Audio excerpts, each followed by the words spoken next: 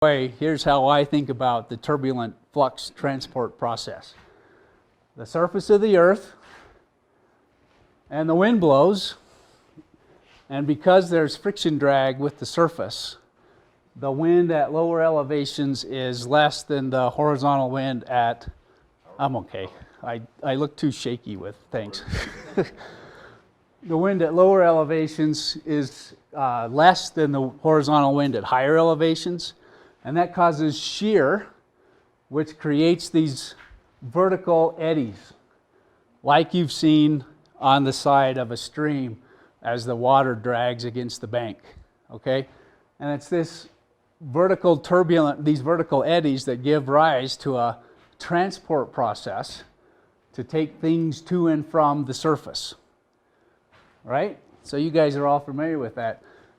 And the fun thing for me anyway is that if you put the right kind of instrumentation out there, you can make measurements as to the rate at which these quantities are transferred to the surface or away from the surface. And it's amazing how many different things we can measure and how many different fluxes of things we can measure.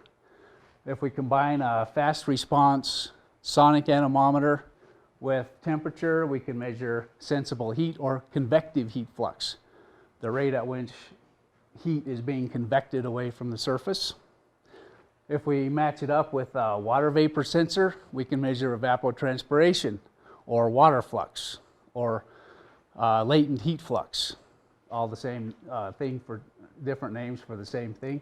Of course, CO2 or methane, we can talk about carbon flux or methane flux. Carbon flux could be away from the surface during nighttime or to the surface during daytime when photosynthesis is going on, right?